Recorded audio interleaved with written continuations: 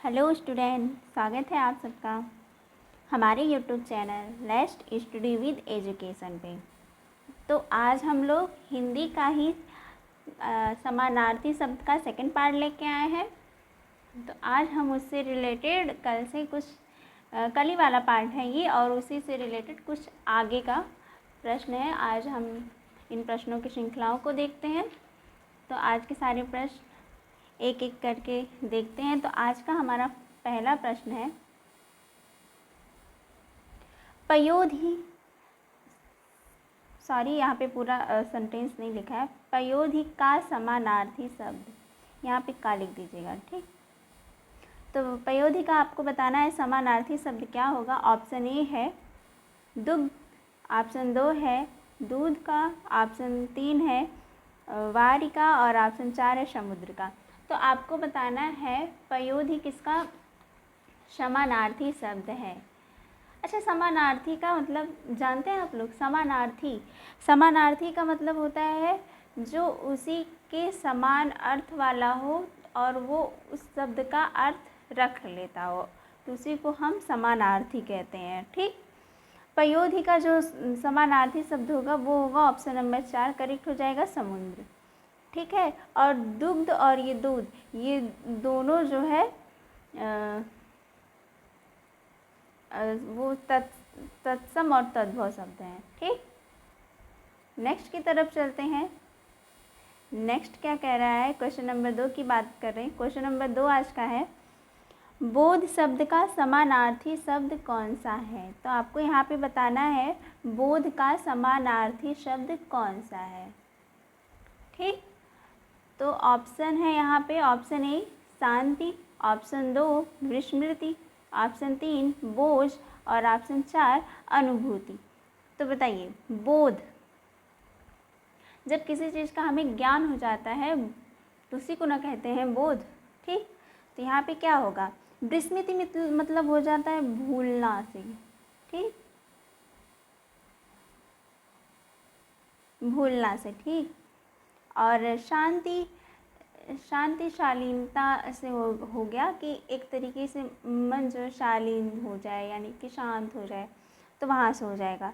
तो यहाँ पे जब हम बोध की बात करें, बोध का ज्ञान से होगा, तो यहाँ पे अनुभूति यहाँ पे करेक्ट हो जाएगा, ऑप्शन नंबर 4 अनुभूति, यानी कि किसी चीज़ का ज्ञान हो जाना, अनुभूति का अर्थ यहाँ पे समानार्थी शब्द ऑप्शन 4 करेक्ट हो जाता है। नेक्स्ट की तरफ चलते हैं। क्वेश्चन नंबर 3 आज का क्या कह रहा है, क्वेश्चन नंबर 3 क्या कहता है, दिए गए विकल्पों में से मनोहर का समानार्थी शब्द चुनिए। तो आपको यहाँ पे बताना है मनोहर का समानार्थी। ऑप्शन है रोचक, ऑप्शन 2 दिलचस्प, ऑप्शन 3 दास्तां और ऑप्शन 4 सुहावना। तो आप बताइए इसका कौन सा यहाँ पे करेक्ट हो जाएगा। अगर हम मनोहर की बात कर रहे हैं तो यहाँ पे कौन सा करेक्ट हो जाएगा, ठीक। अगर हम मनोहर की बात करें तो यहाँ पे जो होगा रोचक और दिलचस्प, ये एक दूसरे का समानार्थी हो सकता है, ठीक। और दास्तां मतलब कि कोई कहानी होती है, कोई बात होता है जो, या कोई बीती होती है जो हम बताते हैं, तो उसको दास्तां कहते हैं, ठीक। तो ये भी मनोहर से लेना देना नहीं होगा। लेकिन हाँ, सुहावना, मनोहर एक मतलब कोई चीज़ अच्छी लगती है तो कहते वाह कितनी मनोहर, मन को भा जाता है, ठीक। उसी तरीके से सुहावना, ये भी जो है इसका समानार्थी शब्द ऑप्शन 4 यानी कि सुहावना हो गया। नेक्स्ट की तरफ चलते हैं। क्वेश्चन नंबर 4 क्या कहता है, दिए गए विकल्पों में से मंतव्य का समानार्थी चुनिए। आपको यहाँ पे बताना है मंतव्य का समानार्थी। अच्छा, मंतव्य का समानार्थी क्या, मंतव्य मतलब होता क्या है मंतव्य, बताइए।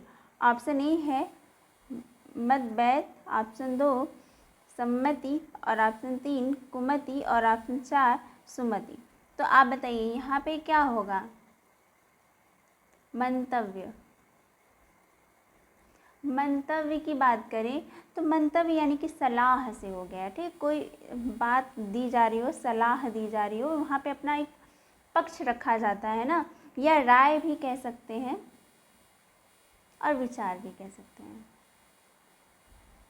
ठीक, और यहाँ पे जो आपका ऑप्शन होगा सहमति, अरे सम्मति या जो है ऑप्शन 2 करेक्ट हो जाता है।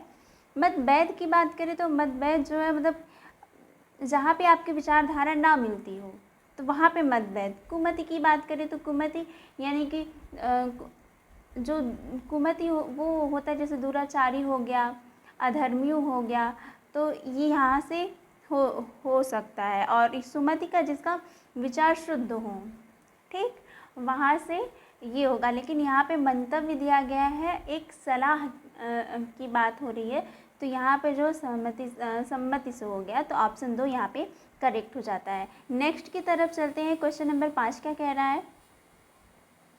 मखाना शब्द का समानार्थी शब्द दिए गए विकल्पों में से कौन सा है? तो ऑप्शन ए है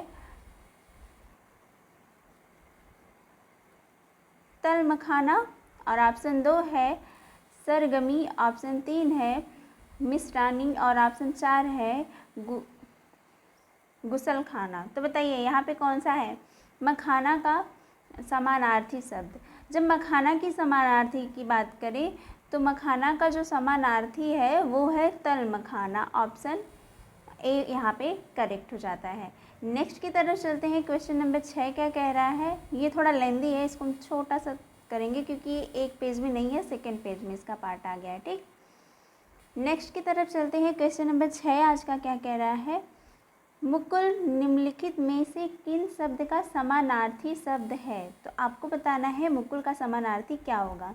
ऑप्शन ए है कमल, ऑप्शन 2 है कनक, ऑप्शन 3 है कली, और ऑप्शन 4 है मीन। तो बताइए यहाँ पे कौन सा करेक्ट होगा।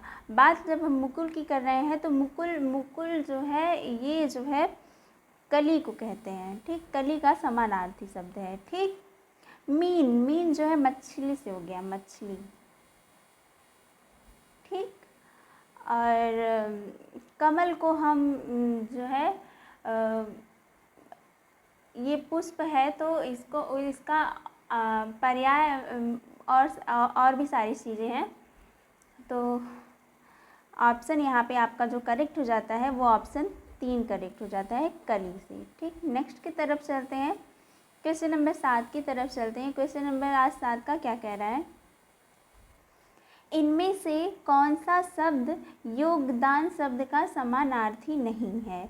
तो आपको यहाँ पे नहीं बताना है कि वो कौन सा है। 3 तो ऐसे ऑप्शन होंगे जो इसके योगदान के समानार्थी होंगे, लेकिन एक जो है वो नहीं होगा। तो आपको जो नहीं है वही बताना है। ऑप्शन ए कह रहा है योग दीक्षा, और ऑप्शन 2 कह रहा है हित, और ऑप्शन 3 कह रहा है हाथ बटाना, और ऑप्शन 4 कह रहा है सहयोग, योगदान। तो बताइए यहाँ पे आपका कौन सा करेक्ट हो जाता है? जब हम बात योगदान की कर रहे हैं, योगदान यानी कि किसी के साथ सहयोग करना, यहाँ पे करेक्ट मतलब सहयोग देना, इसका समानार्थी शब्द हो सकता है।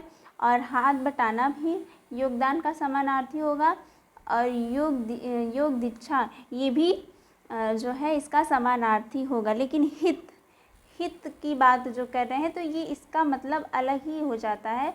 तो इसी वजह से हमारा ऑप्शन क्वेश्चन नंबर 7 का करेक्ट आंसर ऑप्शन 2 हो जाता है, हित। नेक्स्ट की तरफ चलते हैं। क्वेश्चन नंबर 8 क्या कह रहा है? सॉरी, थोड़ा सा इसको छोटा करेंगे। आई होप आप लोग को दिख रहा हो।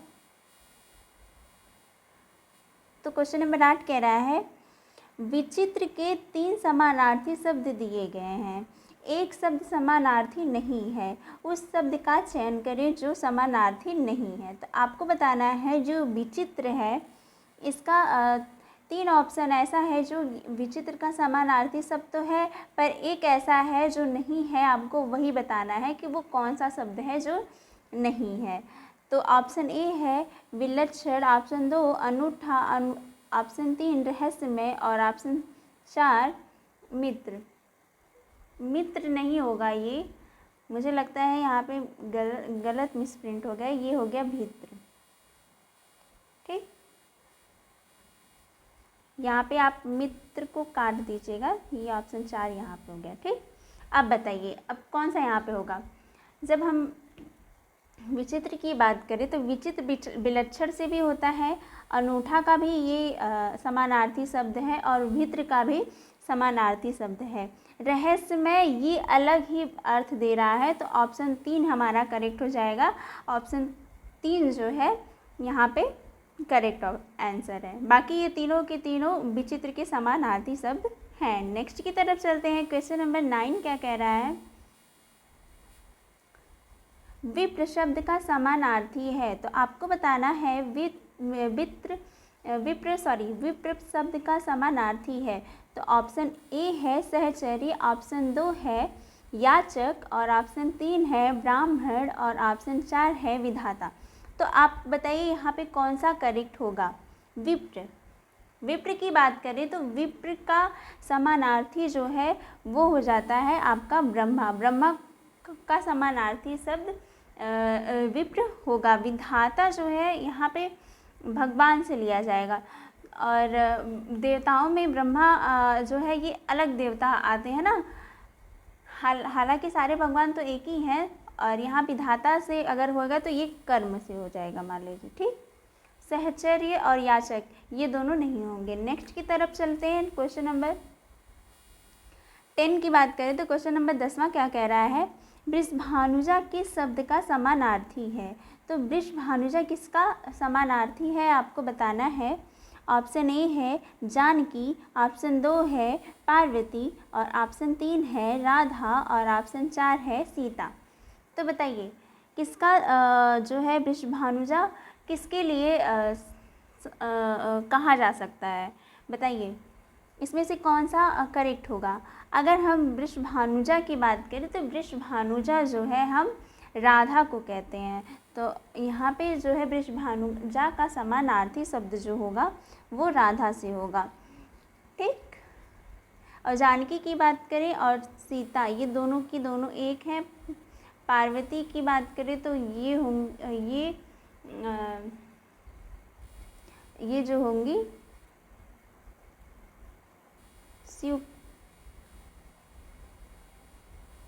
शिवपति का। ठीक, नेक्स्ट की तरफ चलते हैं। क्वेश्चन नंबर 11 क्या कह रहा है। क्वेश्चन नंबर 11, सतर्कता शब्द का समानार्थी शब्द दिए गए विकल्पों में से कौन सा है।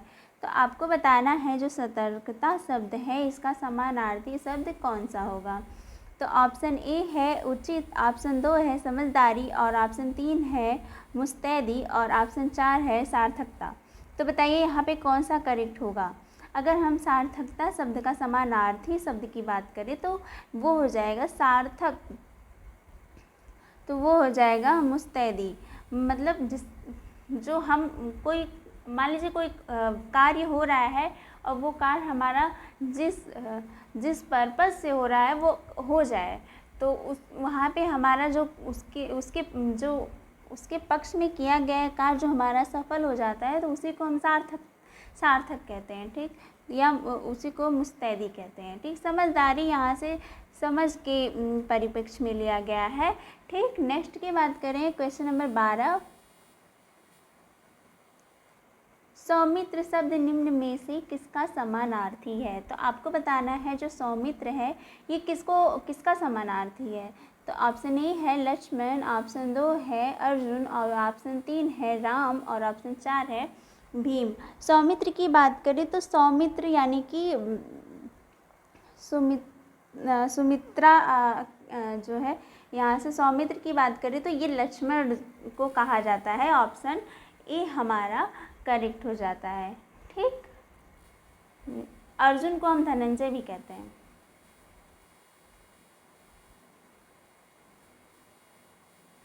ठीक, नेक्स्ट की तरफ चलते हैं। क्वेश्चन नंबर 13, क्वेश्चन नंबर 13 क्या कहता है। दिए गए विकल्पों में से सखा का समानार्थी शब्द चुनिए। तो सखा का समानार्थी शब्द कौन सा होगा। ऑप्शन ए है मित्र, ऑप्शन 2 है सुखा, और ऑप्शन 3 है सुखी, और ऑप्शन 4 है सखी। तो बताइए सखा का समानार्थी कौन सा होगा? सूखा जो है ये मतलब कोई चीज़ जो है उसमें सूखने से रिलेटेड है सूखा, तो ये नहीं होगा। ठीक, ऑप्शन यहाँ पे ए करेक्ट हो जाता है, सखा। सखा का मित्र, ऑप्शन ए करेक्ट हो जाता है। ठीक, नेक्स्ट की तरफ चलते हैं। क्वेश्चन नंबर 14 क्या कहता है? निम्न में से शुभेच्छु, ठीक, शुभेच्छु शब्द के समानार्थी शब्द का चयन कीजिए। तो ऑप्शन ए है शुभचिंतक, ऑप्शन 2 है हितैषी और ऑप्शन 3 है शुभकांक्षी और ऑप्शन 4 है परोपकारी। परोपकारी यानी कि दूसरों पे उपकार करने वाला, तो ये ऑप्शन तो होगा नहीं। और शुभचिंतक जैसे किसी का जो शुभ चाहने वाला, ठीक, तो ये शुभचिंतक ये भी नहीं होगा। हितैषी भी उसी के अर्थ में होगा। और शुभकांक्षी यानी कि शुभेच्छु, सब कहते हैं ना हार, जैसे कि रक्षाबंधन ये उस गुजराती भाषा में लेके जाते हैं। शुभेच्छु जो है गुजराती भाषा है। जब हम जैसे हम किसी को कहते हैं हैप्पी, जैसे हैप्पी को कहते हैं ना कि खुश हो या आपका अच्छा हो, ठीक, तो यहाँ पे शुभकामना जो दी जाती है, शुभकामना से अर्थ होगा। शुभेच्छु जो है शुभकामना से अर्थ लिया जाता है इसका, यानी कि ऑप्शन 3 करेक्ट हो जाता है, शुभकांक्षी। ठीक, ऑप्शन 3 करेक्ट हो जाता है। नेक्स्ट की तरफ चलते हैं। क्वेश्चन नंबर 15 कहता है निम्न में से हाथी का समानार्थी शब्द कौन सा नहीं है? तो आपको बताना है हाथी शब्द का कौन सा समानार्थी नहीं पूछा गया है। तो ऑप्शन ए है हस्त, ऑप्शन 2 है दंती, ऑप्शन 3 है हस्ती और ऑप्शन 4 है करी। तो बताइए यहाँ पे कौन सा जो है हाथी का समानार्थी शब्द नहीं है। अगर हम बात करें हाथी की, तो हस्त, ये करी जो है इसका समानार्थी, और हस्ती का और दंती का, ये तीनों के तीनों हाथी के समानार्थी हैं। ठीक, लेकिन अगर हम बात करें हस्ती, तो हस्ती जो होता है ये हाथ होता है। ठीक, ऑप्शन तो यहाँ पे नहीं पूछा गया है, तो ऑप्शन ए हमारा जो है करेक्ट हो जाता है। नेक्स्ट की तरफ चलते हैं। क्वेश्चन नंबर 16 क्या कह रहा है? क्वेश्चन नंबर 16 कह रहा है निम्न में से अनुपयुक्त समानार्थी जोड़ा पहचानिए। तो जो वो पहचानना है जो सही अर्थ का, मतलब जो शब्द है उसका समानार्थी शब्द उसके साथ में जो नहीं है, तो आपको ये बताना है। ऑप्शन ए है बदल और नीर, और ऑप्शन 2 है केस बाल, ऑप्शन 3 है द्रव्य वित्त और ऑप्शन 4 है केला कदली। तो बताइए यहाँ पे कौन सा जो है वो सही नहीं है। ठीक, नीर पानी हो जाता है और बादल जो है ये अलग अर्थ देता है, तो ऑप्शन ए हमारा तो करेक्ट हो जाता है। केस हम बाल को ही कहते हैं, तो उसका समानार्थी शब्द हो सकता है होता है। और द्रव्य या वित्त कह लें तो द्रव्य का समानार्थी वित्त होता है, और केला या कदली कहें तो ये भी एक दूसरे के समानार्थी शब्द हैं। नेक्स्ट की तरफ चलते हैं। क्वेश्चन नंबर 17 क्या कहता है? कोस और रोस किस शब्द के समानार्थी शब्द हैं? तो ऑप्शन ए है मोद, ऑप्शन 2 है क्रोध, ऑप्शन 3 है आनंद और ऑप्शन 4 है हर्ष। तो बताइए यहाँ पे कौन सा करेक्ट होगा। अगर हम कोस और रोस की बात करें तो बताइए यहाँ पे कौन सा होगा। कोप और रोस की बात करें तो कोप और रोस दोनों के समानार्थी शब्द जो हो जाता है वो क्रोध हो जाता है, तो ऑप्शन 2 करेक्ट हो गया। आनंद जो है हर्ष का समानार्थी हो सकता है। ठीक, नेक्स्ट की तरफ चलते हैं। आज का अंतिम प्रश्न, दिए गए विकल्पों में से भाल का समानार्थी शब्द कौन सा है? तो यहाँ पे आपको बताना है कि भाल का समानार्थी शब्द कौन सा है। ऑप्शन ए है मस्तक, और ऑप्शन 2 है प्रलय, और ऑप्शन 3 है उन्नत, और ऑप्शन 4 है भाला। भाला जो है ये एक शस्त्र का नाम हो जाता है। ठीक, उन्नत की बात करें तो उन्नत जो है अग्रसर या समृद्ध या श्रेष्ठ हो जाता है। ठीक, उन्नत की बात करें तो अग्रसर, अग्रसर, समृद्ध, ठीक, और श्रेष्ठ, श्रेष्ठ से लिया जाता है। ठीक, यहाँ इसके होंगे, ये उसके पर्यायवाची होंगे। ठीक, और यहाँ अगर हम बात करें भाल की, तो भाल का जो है ये मस्तक यानी कि ऑप्शन ए करेक्ट हो जाता है। वहीं कभी कभी पूछता है, एक लिख लीजिएगा, याचक, याचक का समानार्थी, तो याचक का जो समानार्थी होगा वो होगा भिक्षुक। ठीक, ये भी इम्पोर्टेंट है आपके लिए, तो ये एक लिख लीजिएगा। ठीक है, आज के लिए इस वीडियो में इतना ही। कल जो है हम आपको हिस्ट्री से रिलेटेड कुछ क्वेश्चन करवाएंगे, तो आप लोग उसको भी बहुत ही ध्यान से देखिएगा। आज के लिए इतना ही।